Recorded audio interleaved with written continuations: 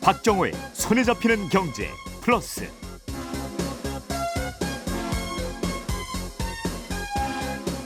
안녕하십니까, 박정호입니다.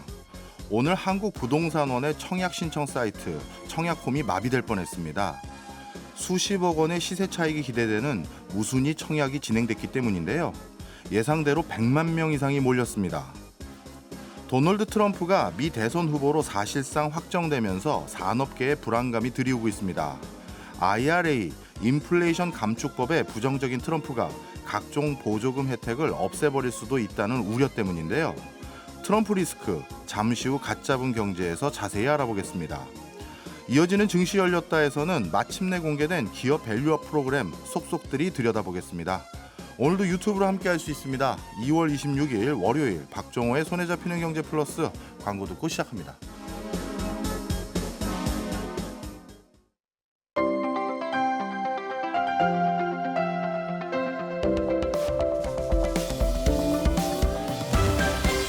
경제생활의 플러스가 되는 아주 경제적인 시간. 박정호의 손에 잡히는 경제 플러스. 오늘 막 들어온 경제 뉴스를 따끈따끈하게 전해드리는 갓잡은 경제 시간입니다. 연합인포맥스의 정지석 기자, 한국경제TV의 신인규 기자 두 분 나왔습니다. 어서 오세요. 안녕하세요. 안녕하세요. 예, 오늘 첫 소식은 신인규 기자님인데 최근 우리 경제 가장 뜨거운 이슈 중에 하나가 돼버렸던 로또 청약 이거 가져오셨네요. 예, 먼저 조금 전에 청약 경쟁률 나왔던 아파트 무순위 청약 얘기부터 해드릴게요. 예. 서울 강남구 개포동에 DH 퍼스티어 아이파크라는 아파트가 있는데 이게 한 6,700, 6,800세대 정도 됩니다. 네. 여기 입주 전에 계약 취소한 건수 3건이 나왔어요. 예. 그래서 이 아파트에 대해서 오늘 무순위 청약을 진행했는데 무순위 청약이라는 건 쉽게 말하면 아무나. 누구나 이렇게 넣을 수 있는 걸 말하는 거예요. 뭐 청약 통장 있건 없건 상관없습니다. 예. 신청하면 뭐 다른 가점도 없이 뭐 추첨해서 뽑는 건데 이번에 이 아파트에 청약 신청한 사람들이 100만 명이 넘었습니다. 제체에. 정말 대단합니다. 예. 예. 도대체 어떻게 이렇지? 참. 이게 제일 적은 곳의 경쟁률이, 그러니까 제일 좁은 평형, 뭐 평형으로 치면 15평 정도 되는 경쟁률이 한 17만 대 1 수준이고 중간 평수 경쟁률이 한 50만 대 1 넘었고요. 네. 한 번 사면 22억 원 정도 내야 되는 제일 넓은 평형도 33만 7천 대 1을 기록했습니다. 그러면 20억을 낼 수 있는 사람들이 30만 명이나 있는 거예요? 그거를 야. 조금 봐야 될 것 같은데 이게 그렇게 사람들이 몰린다는 거는 이 22억보다 더 네. 벌 수 있다라는 그런 아. 안전마진이라고 할까요? 어떤 확신이 있었기 때문일 네, 거예요. 네. 자, 그러면 도대체 시세 차익을 얼마나 볼 수 있길래 이렇게 많은 사람이 몰린 거예요?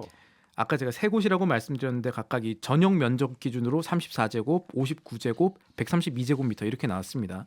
가장 작은 면적도 1.5룸이던데 당첨되면은 6억 7천만 원 넘게 내야 됩니다. 예. 지난 2020년에 이 아파트가 최초 분양할 때 가격을 그대로 낸 거거든요. 그러면 지금의 같은 단지 같은 평형의 매물 실거래가가 어떻느냐? 한 13억 원 정도의 거래가 되고 있었습니다.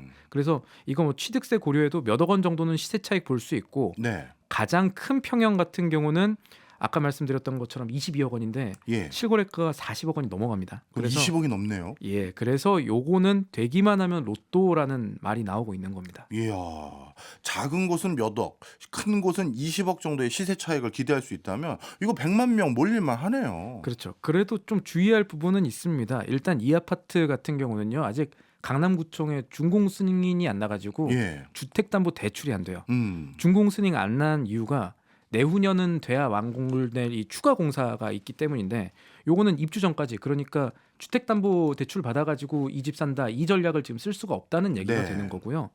이 다른 한편으로 여기는 규제 전에 지어진 아파트라서 실거주 의무가 없어서 일단 청약 받고 전세 놓아가지고 필요한 돈을 최대한 좀 줄이는 그런 전략을 쓸 수는 있는데 단지의 이 전세 호가들 살펴보면요, 전세가가 보통 분양가 대비 한 60% 정도 됩니다. 그래서 이거를 역으로 계산을 해보면 가장 좁은 평형의 청약이 당첨되더라도 적게는 2억 원 이상, 많게는 9억 원 가까이 수년금이 있어야 된다는 매물이라는 뜻이에요. 매체에서 로또라고 많이 하고요, 이 시세 차익이 있을 거라는 점 맞지만 사실은 이런 세부적인 거를 잘 따지고 보면은 이번 청약은 한 장에 2억 원 내고 사는 최소 2억 원 내고 사는 복권이라는 셈이 될 수 있다는 점도 생각을 해봐야겠죠. 그렇네요. 강남은 규제 지역이라서요. 여기 이 당첨된 뒤에 만약에 여건 안 돼가지고 포기를 하게 되면 이 나중에 10년 동안 청약의 제한을 받는다는 점도 살펴볼 부분입니다. 아, 그렇군요. 이런 나름대로 제약 조건이 있음에도 불구하고 사실 제 주변에도 이런 거 전혀 신경 안 쓰고 혹시나 하는 마음에 네. 넣으신 분들도 꽤 계시더라고요. 맞습니다. 자, 그런데 요즘 주식 시장에서도 이 비슷한 일이 일어난다고요? 맞습니다. 이게 주식시장에는 공모주 흥행 또 조금 나쁘게 말하면 공모주 과열 현상이라는 게 일어나고 있습니다. 네. 공모주라는 거 쉽게 말해가지고 주식시장의 아파트 청약이랑 같은 거예요. 아파트 청약 받듯이 상장할 주식을 일반 투자자건 아니면 증권사든 청약을 하는 겁니다. 최근에 그렇게 안 큰 상장사들한테도 조 단위로 돈이 모여요. 예. 10조 원 넘는 데들도 있었습니다. 청약 증거금이라는 게. 우리 증권시장의 상한가 하한가가 지금 30% 위아래로 30% 되는데 요 공모주 그러니까 상장 당일에는 주가가 4배까지 오를 수 있도록 지금 법으로 정해져 있거든요. 네. 마침 내일 그 주식시장에 APR이라는 기업이 상장을 합니다. 네. 주식 투자하시는 분들은 이 기업이 소위 말하는 따따상 그러니까 4배 올라가게 될지 관심을 좀 많이 갖고 계실 거예요. 기대감도 많고요. 회사 자체가 좀 건실하다는 평가가 있어서 이 회사를 공모주 받으려고 새로 만들어진 계좌만 원래 청약하려면 계좌가 있어야 하거든요. 예. 증권사 계좌가 있어야 되는데 그날 만들어진 게 30만 개가 넘습니다. 와. 굉장히 많아요. 그래서 이 회사의 공모가가 한 주에 25만 원으로 정해졌거든요. 예. 이게 만약에 당일에 4배가 뛰고 그리고 나서 그걸 바로 팔게 된다면 한 주만 갖고 있어도 75만 원이네요. 75만 원을 벌 수 있다는 계산이 이 공모주 청약 열풍에 작용을 했을 겁니다. 그렇네요. 사실 올해 들어서 상장 당일 주가가 4배씩 오르는 주식들, 종목들 꽤 있었잖아요. 꽤 있었죠. 꽤 있어서 우리나라 공모주만 했다고 하면 돈이 정말 많이 모이고 청약 증거금이 많이 모이고 그래서 4배를 안 뛰면 흥행 열풍이 잘 사그라드는 거 아니냐 이렇게 2배만 떠도 걱정이다 뭐 이거 불안하다 뭐 이런 얘기들이 있었는데 어쨌든 2배가 어딥니까? 라는 생각들이 많아서 네. 일단 최근에 있는 흐름이 청약한다 이러면 공모주가 언제 올라간다 상장한다 그러면 미리 이 청약금 최대한 많이 넣어가지고 받아보고 상장한 날 바로 팔면 또 이득이 될 거니까 그러다 보니까 회사가 뭐 하는 회사인지는 그렇게 중요하지 않고 또 그러다 보니까 이 사기도 상당히 많았었습니다. 일단 묻지마 청약을 계속 지금 올 들어서 하고 있는 게 요새 추세인데 네. 이게 한편으로는 이런 추세 자체가 우리나라 주식시장이 좀 갖고 있는 문제 그리고 과열에 대한 문제를 좀 드러내고 있다라고 볼 수도 있을 것 같아요. 그런데 단순하게 생각하면요. 우리나라 국민들이 우리나라 기업이 상장된다고 하니까 투자하겠습니다 하고 돈 가지고 몰려가는 건데 이게 무슨 나쁜 일이 있을까? 그리고 실제 주가도 오르면 나중에 투자하는 사람들도 같이 좋아지는 거 아닌가? 맞습니다. 이렇게 생각할 수 있지 않나요? 그 말씀까지만 맞는데 예. 이게 그 문제는 이게 하루짜리라는 아. 거예요. 이게 무슨 말이냐면 예. 4배나 오른 다음부터 쭉 내려가는 현상들이 일어났거든요. 우리나라에서. 그렇군요. 그러니까 주가라는 게 결론적으로 뭐 부동산도 마찬가지고 어떤 물건이라든지 기업의 가치를 제대로 반영을 해야 하잖아요. 네. 그런데 사람들이 이 기업의 적정 가치라는 게 얼마일까 이런 것들을 잘 생각하고 투자를 해야 되는데 그런 게 아니라 일단 상장 당일날에는 오를 거니까 청약하고 실제로 이제 올라가니까 그 상장 당일날 팔고 나가는 식으로 대응을 한다는 겁니다. 근데 요거 뒤집어 말하면 한편으로는 그런 분들이 팔고 나간 주식을 팔았다는 건 누군가 샀다는 얘기거든요. 그렇죠. 누군가 사서 손해를 끊임없이 아. 보고 있다는 뜻이 되는 거잖아요. 예. 그러면 이거는 투자가 아니라 어떻게 보면은 투기에 가까운 일들이 지금 이 공모주에서는 좀 일어나고 있다라고 볼 수가 있는 건데 그 결과가 이 올 들어서 상장한 우리 기업 10곳 가운데 네. 9곳의 주가가 상장 첫날보다 크게 낮아졌다는 거예요. 상장한 지 한 달도 안 돼가지고 상장일 종가보다 주가가 60% 넘게 빠진 기업들도 있거든요. 그렇군요. 그리고 또 하나는 기업들이 상장을 하려면 증권사라든가 이 기관이라고 하죠. 기관들이 도와줘야 이걸 상장을 할 수가 있습니다. 그렇죠. 근데 이 기관들이 이런 묻지마 투자를 사실상 좀 부추긴 거 아닌가 이런 비판도 있습니다. 기업이 상장할 때는 증권사들이 이 회사의 적정 주가는 얼마가 될 것이다 이렇게 미리 잘 산정을 한 과정을 거칩니다. 이거를 수요 예측이라고 하거든요. 예. 그렇게 수요 예측을 해서 공모가를 내놓는데 최근에 어떤 일들이 벌어지고 있냐면 공모가라는 게 항상 증권사들의 수요 예측 범위를 아예 넘어서 버립니다. 왜냐하면 상장 당일날 오를 거니까. 예. 이 기관들도 그런 식으로 대응을 하다 보니까 원래는 의무 보호 예수라는 게 있어요. 의무 예. 보호 기간이라는 게 있습니다. 만약에 이 주식이 앞으로 더 갈 거라면 기관들도 상장 도와준 다음에 1년 있다 팔아도 되는데 예. 요새 추세가 상장 당일 바로 팔아. 아이고 그렇군요. 그러니까 같이 이제 올라가고 그 다음 날 떨어지는 그런 것들이 좀 있는데 이거는 결국 장기적으로는 과열이라는 게 시장의 신뢰를 어떻게 보면 깎아내리는 행위가 될 수도 있다. 이런 점들도 불안하다. 이런 목소리가 나오기도 합니다. 그렇네요. 우리나라 기업이 상장해서 상장 당일날 주가 많이 오른 게 꼭 좋은 일만은 아니었고. 과열의 이면도 한번 볼만하다. 뭐 이런 얘기가 될 것 네, 같아요. 알겠습니다. 이번에는 정지석 기자님, 네. 트럼프 리스크라는 소식을 가져오셨는데, 네, 네. 야 이거 우리 기업들 지금 큰일 난 것 같아요. 보조금 준다고 그 미국 본토에 배터리 공장 짓겠다 하고 짐 싸고 간 기업들이 한두 개가 네, 아닌데 난리가 아니었죠. 이제 어떻게 되는 겁니까? 이제 지금 미국 대선이 한 9개월 정도 더 남았거든요. 근데 벌써 이제 걱정이 진짜 크다고 해요. 이제 근데 국내 기업이 이제 이달까지 작년 성적표를 좀 받아보니까 인플레이션 감축법, 그러니까 IRA라고 부르는 이 인플레이션 감축법의 혜택이 꽤 컸더라고요. 근데 예, 지금 재선을 노리고 있는 트럼프가 이 IRA에 대해서 굉장히 부정적이다 보니까 기업들의 걱정이 큽니다. 그래서 오늘은 기업들이 우려하고 있는 이 트럼프 리스크 이야기를 좀 해보려고 합니다. 네, 방금 말씀 주신 것처럼 이 네. IRA가 사실 북미 지역 배터리 또는 태양광 산업에서 굉장히 호재로 여겨져 왔거든요. 네. 그런데 진짜 이거 어떻게 되는 거예요? 이 원래 바이든 행정부가 초기에 추진했던 거는 더 나은 재건법이었어요. 근데 예. 이게 그 미국 예산이 우리나라 돈으로 4,700조 원. 그러니까 우리가 아무리 미국을 천주국이라고 부르긴 하지만 4,700조가 미국 의회에도 사실은 좀 꽤나 부담되는 규모였겠죠. 그래서 네. 반대 기류가 있다 보니까 이거를 수정하고 축소한 게 지금의 IRA입니다. IRA가 추구하는 그 미국 정부가 담은 가장 큰 의도는 바로 미국 중심으로 공급망을 구축하겠다는 거거든요. 그래서 반도체든 아니면 뭐 전기차나 2차 전지, 태양광 같은 첨단 산업에서 중국을 견제하겠다 이겁니다. 네. 근데 이것 때문에 이제 에너지 안보와 기후 위기 이 부분에 미국 역사상 가장 많은 재정을 투입하기로 했었어요. 그래서 굉장히 눈길을 끌었었죠. 네, 저도 기억이 납니다. 네. 전기차나 배터리 관련 제조 시설을 미국에 설치하거나 또는 미국에서 생산 판매되는 배터리, 태양광, 풍력 등의 생산에 엄청난 세제 혜택 부여한다. 그런 내용이었잖아요. 맞아요. 그래서 우리나라 기업들이 진짜 미국을 많이 갔는데 바이든 취임 이후에 우리나라 기업이 미국에 투자한 규모가 74조 원 정도 되더라고요. 예. 뭐 LG 에너지 솔루션이나 SK온, 삼성 SDI 같은 국내 배터리 3사 전부 다 미국과 캐나다에서 수조 원대 투자를 발표하고 지금 추진하고 있고요. 또 태양광 사업을 주도하고 있는 하나솔루션도 지금 북미 최대 규모의 태양광 모듈 생산 공장을 짓겠다고 한 상태입니다. 네. 뭐 근데 실제로 그 작년 실적을 좀 보니까 보조금 덕이 굉장히 컸습니다.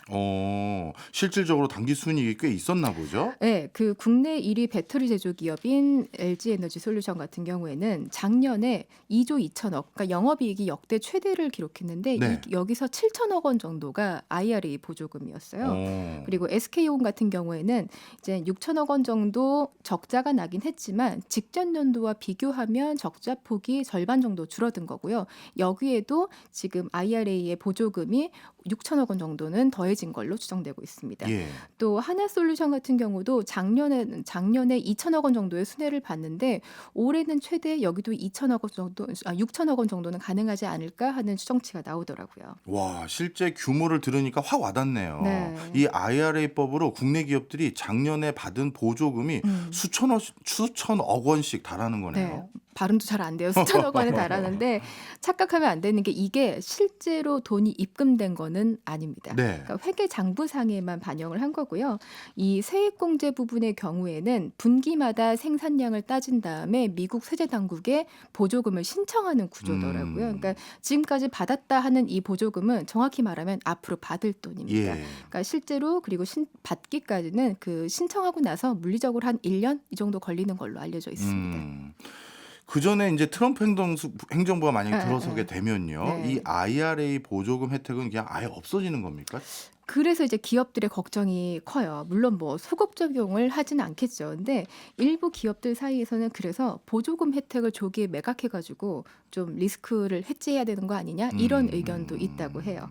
이게 무슨 소린가 봤더니 미국 같은 경우에는 이제 정부의 그 세액공제나 아니면 이런 보조금 혜택이 워낙 크다 보니까 투자 세액공제와 생산 세액공제를 제3자에게 팔 수 있는 시장이 형성돼 있습니다. 네. 그러니까 기업이 지분 블록딜 하잖아요. 그러니까 시장에서 좀 할인해가지고 블록딜하는 것처럼 아직은 사용되지 않은 공제액을 시장에서 약간 할인해서 선매각함으로써 이제 정부의 보조금 혜택을 시장에서 먼저 조달하는 거죠.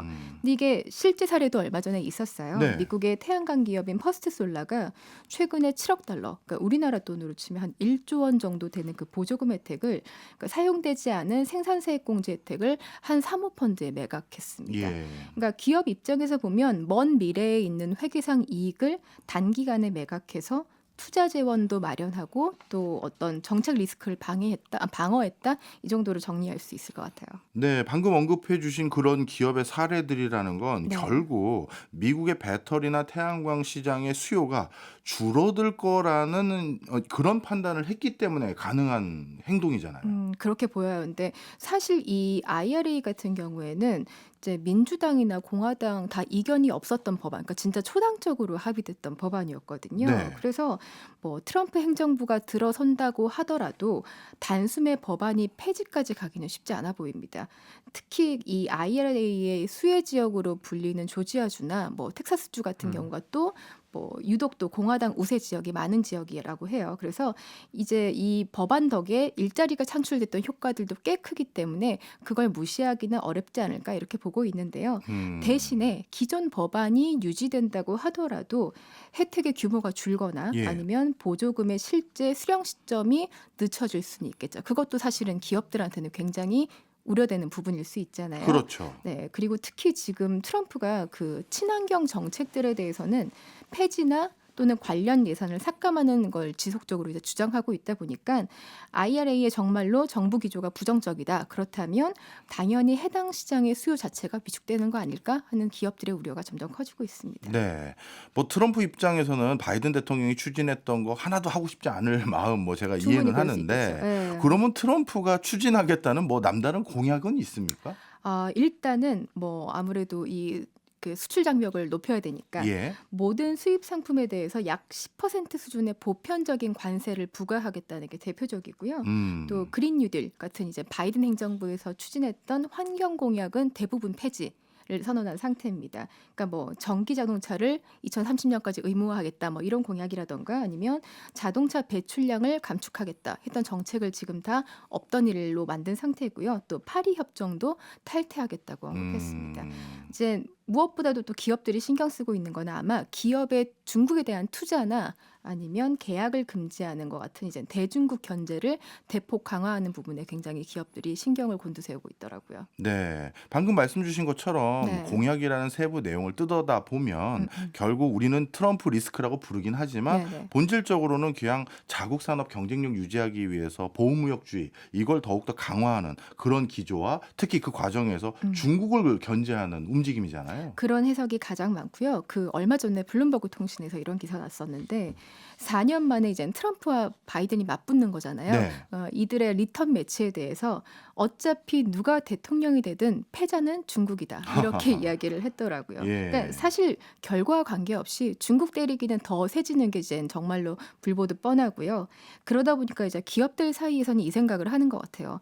트럼프 행정부 때, 그러니까 이미 2018년과 2019년에 트럼프가 중국이랑 무역 전쟁을 정말 세게 치렀잖아요. 예. 그러다 보니까 트럼프 행정부가 다시 집권을 한다면 대중국 정책이 강경해 질 수밖에 없겠죠. 그럼 뭐 그렇다 보면 아마 기업들의 전반적인 수출 경기 회복이 더뎌지는 거는 물론 뭐 앞에 얘기했던 2차 전지나 아니면 전기차나 태양광뿐만 아니라 반도체, 철광처럼 이제 우리나라의 주력 수출 산업에 미치는 악영향이 음. 더 커질 수밖에 없다. 이렇게 보는 것 같습니다. 네, 2차 전지를 비롯해서 전기 자동차 이런 네. 미래 신산업들은 아직까지는 시장이 완성 단계가 아니기 때문에 보조금 같은 걸 줘야 그나마 적극성을 발현할 수가 있는데 그죠? 지금 아직 대선이 9개월 남았는데 이렇게 리스크만 커지고 불확실성만 높아지면 기업들의 피로감이 이만저만이 아닐 것 같은데 이거 남은 9개월을 어떻게 버티죠? 그러니까요. 벌써부터 이렇게 이제 소음 노이즈가 많은데 앞으로 어떻게 할지 모르겠어요. 근데 지금 딱 이런 말 많이 하더라고요. 트럼프 이야기하면 트럼프의 가장 큰 리스크는 불확실성이다. 예. 네, 이 표현을 진짜 많이 해요. 그러니까 지금의 산업계 분위기를 가장 적확하게 표현한 말이 아닐까 싶은데요. 얼마 전에 이제 중국 전기차 기업 비아디 이야기 들려드린 적이 있는데 네. 그때 멕시코에 공장 설립을 검토 중이다 이 소식 전했었어요. 예. 근데 실은 이 배경이 여기에 있습니다. 멕시코가 미국의 대표적인 우방 국가 그리고 IRA의 그 수혜국 중에 한 곳이거든요. 예. 그래서 이제 만약에 중국이 멕시코 현지에서 전기차를 생산한다 그러면 미국과 캐나다 그리고 멕시코가 맺은 협정 때문에 이 자동차에 붙는 관세가 2.5%밖에 되지 않는다고요. 그러니까 중국 기업들은 그러니까 지금 멕시코에 공장 짓겠다고 하는 기업이 비아디뿐만이 아니거든요. 중국의 다수의 기업들이 지금 생각을 하고 있는데 이미 이것처럼 중국 기업들은 트럼프 정부에 미리 대비를 하고 있습니다. 그러다 보니까 이제 우리나라 기업들도 조금 더 신속한 대응을 준비해야 되는 게 아닌가 하는 목소리가 커지고 있어요. 그렇네요. 우리 기업들도 네. 고민이 이만저만이 아닐 것 같습니다. 알겠습니다. 지금까지 정지서 신인규 기자였습니다. 오늘도 고맙습니다. 감사합니다. 저희는 광고 듣고 2부로 돌아오겠습니다.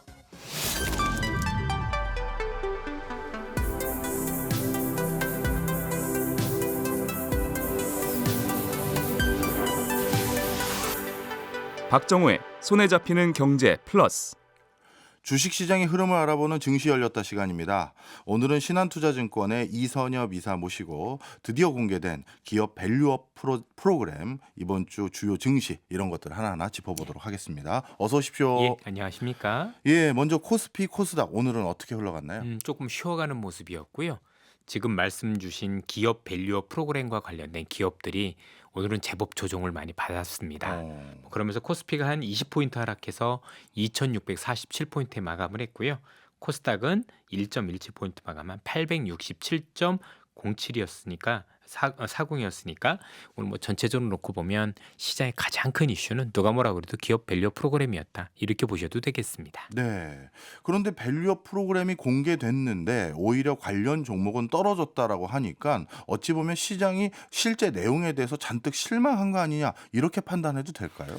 그동안 일단 많이 올랐던 거에 대한 차익 실현 매물이 나온 것도 있는데 예. 우선 시장에서 기대했던 것 중에서 가장 큰 게 결국 당근도 많고 채찍도 많지 않겠느냐. 뭐 구체적으로 말씀드리면 기업들에 대해서 당근이라고 보통 얘기를 하면 예를 들어서 상속세를 조금 인하를 해준다든가 아니면 또 이제 경영권 보호를 위한 어떤 포이즌 필이라든가 여러 가지 보호 장치 그리고 이제 우리가 보통 자사주를 소각을 하면 그걸 좀 비용으로 인정을 해줘서 세금을 깎아준다. 든가 여러 가지 또 우리 주주들 입장에서 놓고 보면 우리가 배당을 받았을 때 현재는 이게 종합소득과세에 들어가잖아요. 그러면 이걸 잘못 받게 되면 세금도 폭탄을 맞지만 건보료도 올라가서 오히려 배당을 꺼리는 경우들이 많은데 그래서 이걸 혹시 분류과세 하지 않겠느냐 이런 어떤 기대들이 있었었고요. 예.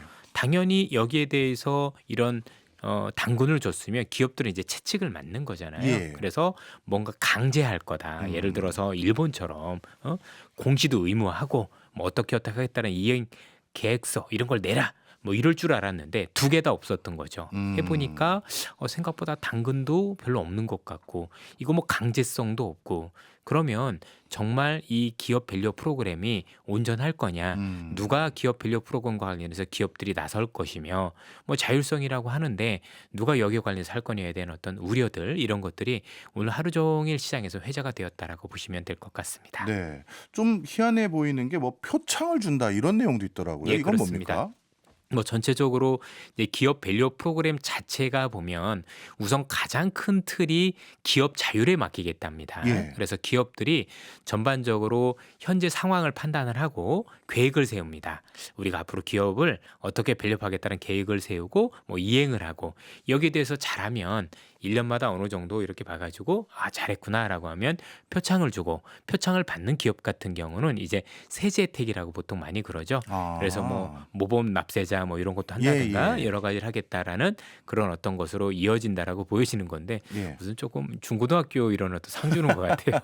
예. 하긴 요즘 시대 분위기가 우리 예전에 뭐 수출 1억 불 탑 그거 기업이 받으면 뭐 전 직원이 좋아하고 그런 거 맞습니다. 있었는데 예. 요즘은 그런 분위기 아닌데 그렇죠. 조금 실질적인 구체적인 인센티브가 같이 결부되면 더 좋을 것 같은데요. 또 한 가지 제가 주목할 만한 어떤 보도 내용이 코리아 밸류업 지수 이런 걸 만들겠다 뭐 이런 내용도 있더라고요. 예, 그렇습니다. 결국은 ETF 아니면 또 기관 투자가들이 투자를 할 때 우선적으로 투자 대상을 삼을 수 있게 하는 어떤 방안이라고 보시면 될 것 같아요. 요 ETF와 관련해서는 역시 그 관련 기업들이 어떤 기업이냐인데 이 기업들이 앞으로 꾸준히 수익 성장이 가능하고 네. 또 현재 말씀드렸던 기업 밸류업 프로그램과 관련해서 뭔가 주주 가치에 대해서 꾸준히 노력하는 기업들을 먼저 대상으로 하겠다라고 얘기를 하는 거고요. 이와 관련해서 이런 것들이 설정이 되면 우리나라 연기금들 또는 기관 투자가들이 벤치마크로 삼아서 뭔가 투자할 수 있는 그러니까 훨씬 더 많은 기관들이 투자한다라는 개념으로 보시면 될 것 같은데 이게 조금 문제가 있습니다. 예. 무슨 얘기냐면 이제 제일 중요한 게 뭐냐면 기업들 입장에서 볼 때 현재 이 제도가 나온 가장 큰 이유 중에 하나가 현재 기업들이 주가가 오르는 걸 별로 원치 않아서 나온 거잖아요.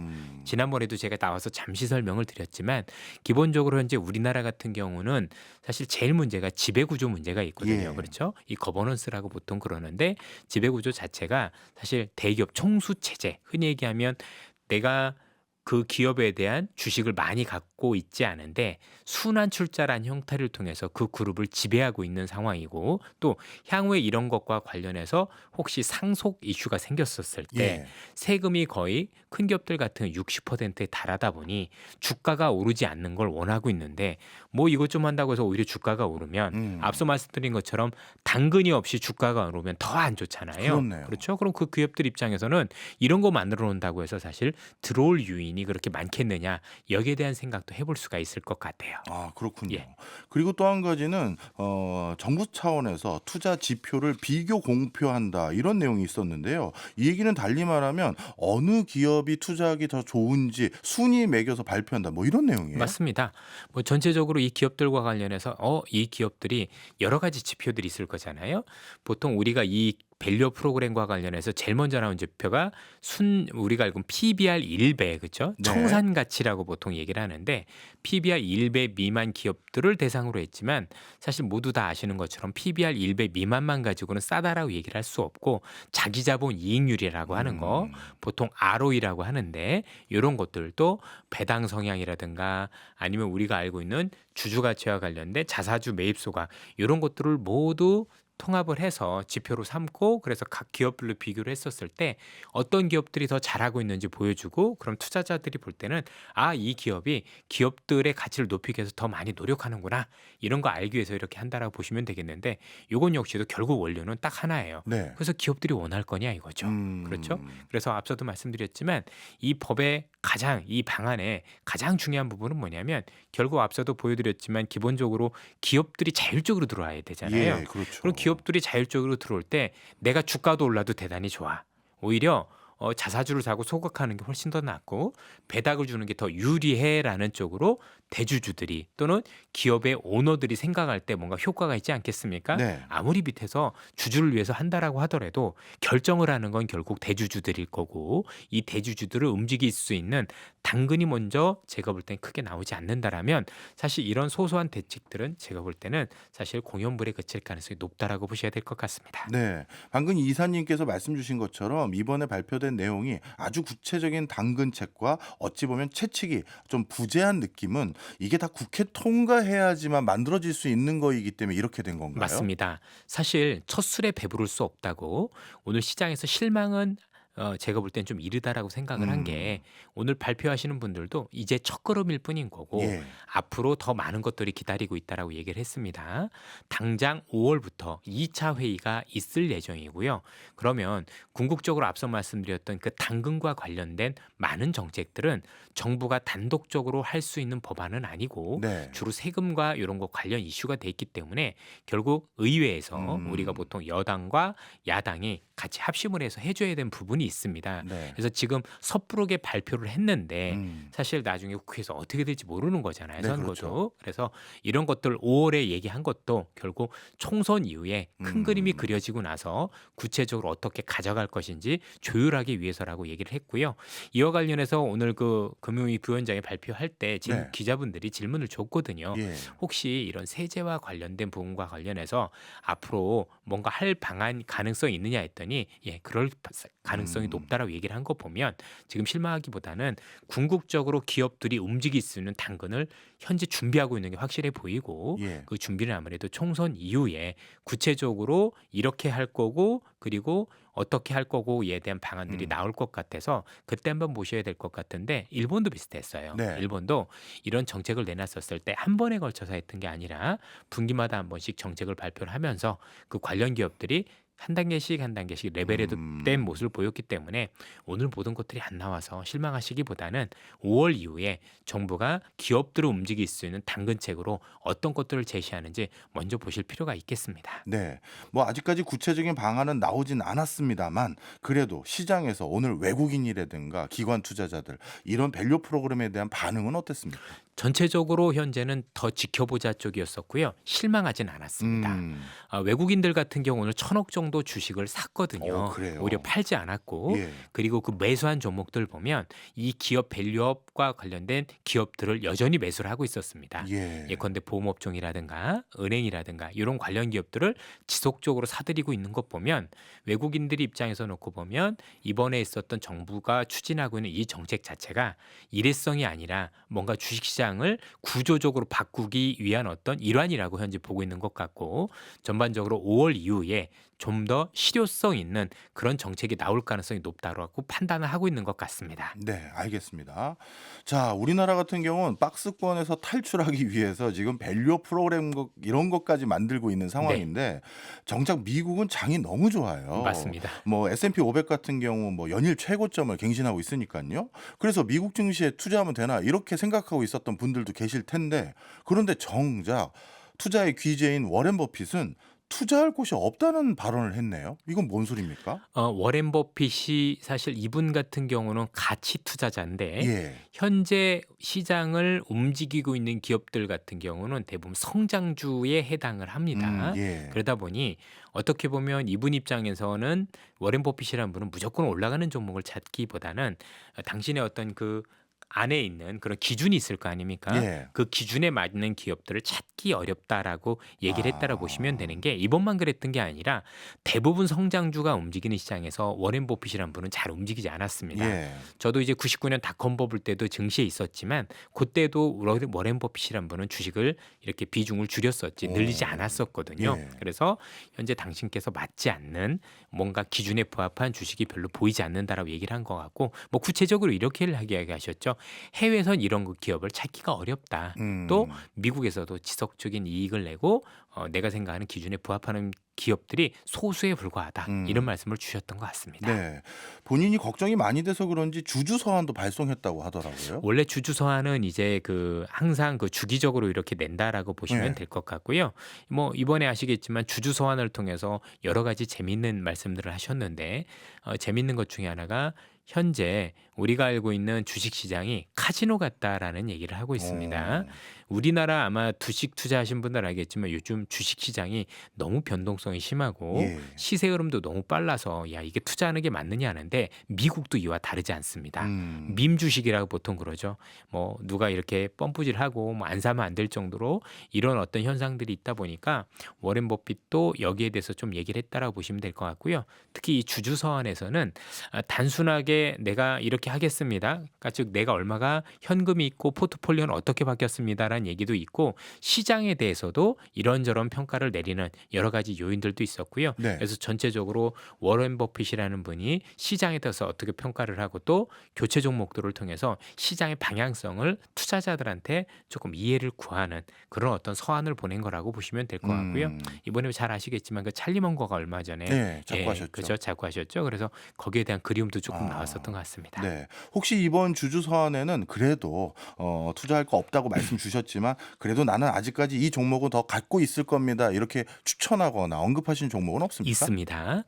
사실 줄인 종목도 있고 늘린 종목도 있는데요. 일단은 코카콜라라든가 예. 아니면 아메리칸 익스프레스 같은 경우는 지속적으로 더 들고 가겠다라고 음. 얘기를 했었었고요.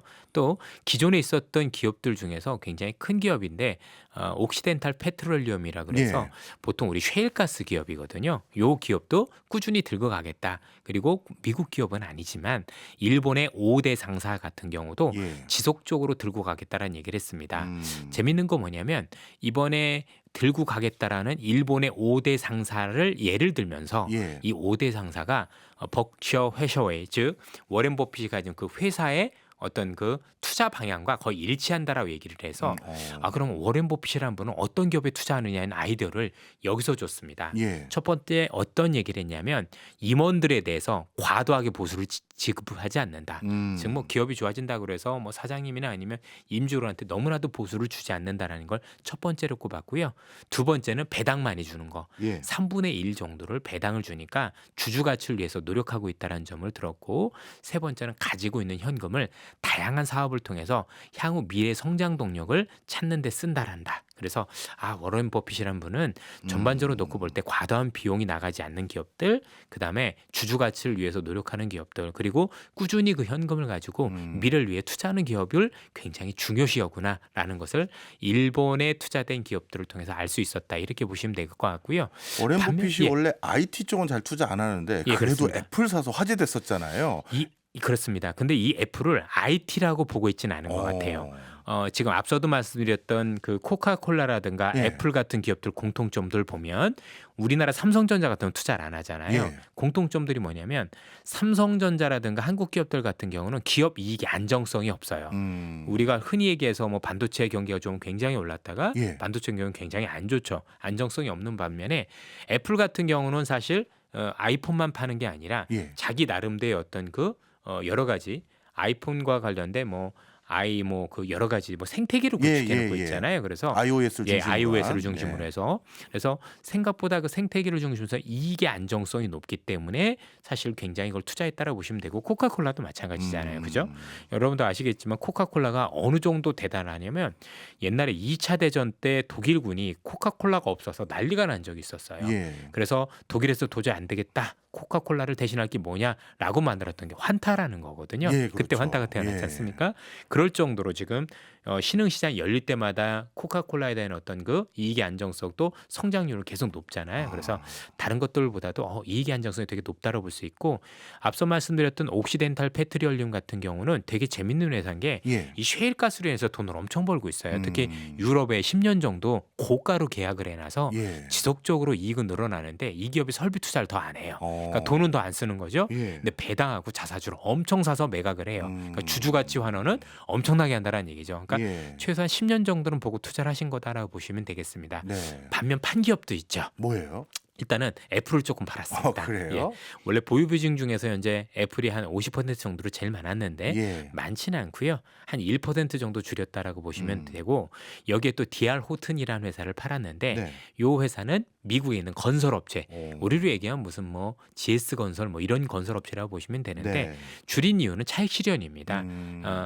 사셨을 때보다도 주가가 보니까 2배에서 3배 정도는 올라 있더라고요. 오늘이 신고가예요. 네. 그래서 전반적으로 그냥 차익 실현이 나섰다. 이렇게 보시면 될 것 같고 일부 예. 보험사도 조금 줄이는 모습 이런 모습을 보여서 전체적으로 큰 포트폴리오의 변화가 있었다라기보다는 그동안 많이 올랐던 기업들에 대해서는 포트폴리오를 조금 좀 줄이는 모습을 가져갔고 또 전반적으로 놓고 보면 기존에 가지고 있던 기업들에 대해서는 추가적으로 좀 더 들고 오겠다는 의지를 보여준 게 오늘 워렌 버핏 서한의 모습이었다라고 보셔도 될 것 같습니다. 네.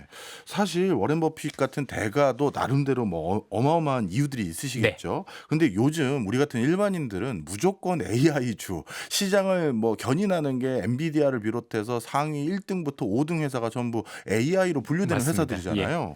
그런데 그런 거에는 미동도 안 하시고 본인 갈 길을 착착 가고 계신데 도대체 버핏은 어떤 기준으로 매수, 매도합니까? 워렌 버핏이 매수하고 매도했던 종목을 저도 수십 년 동안 본 적도 있고 예. 요걸 가지고 어떻게 책을 쓸까라는 고민도 하고 있을 정도였었는데요.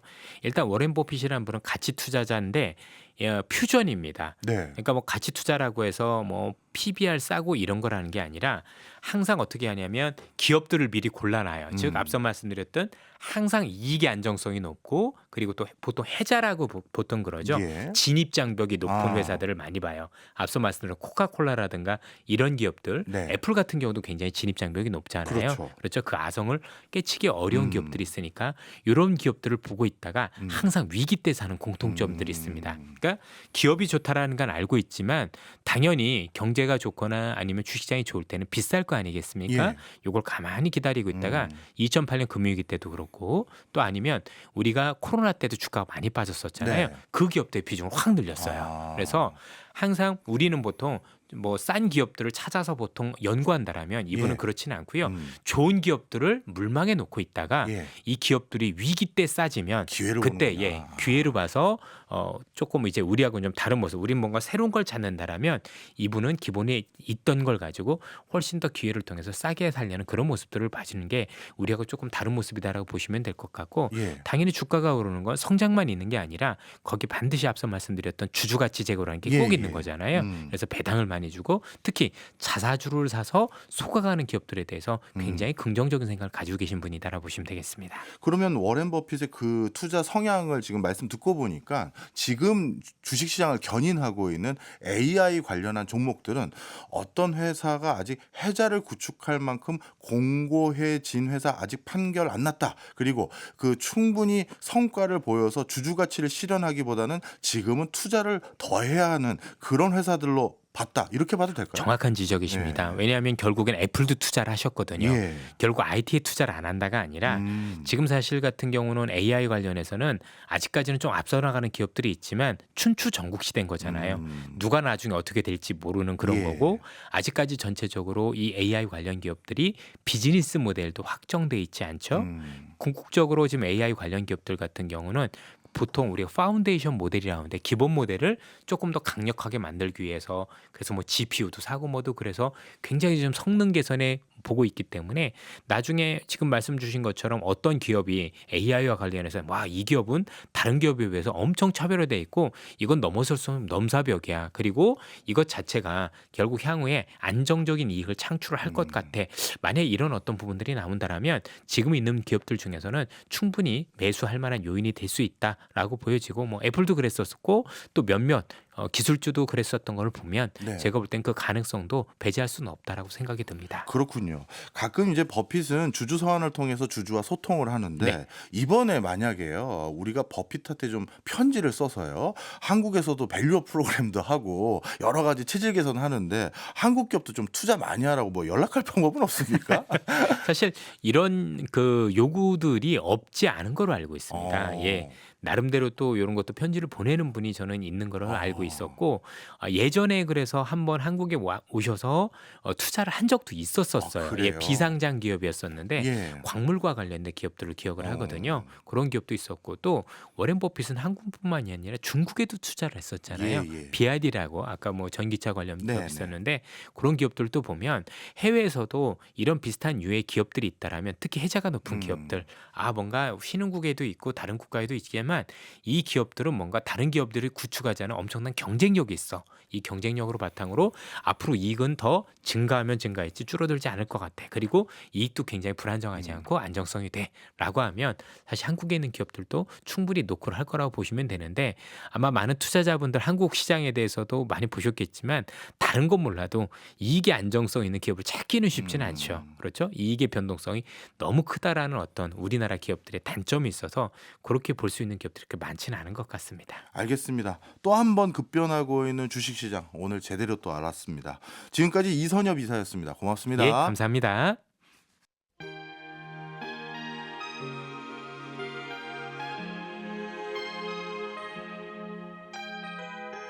지금 듣고 계신 곡은 이문세의 밤이 머무는 곳에입니다.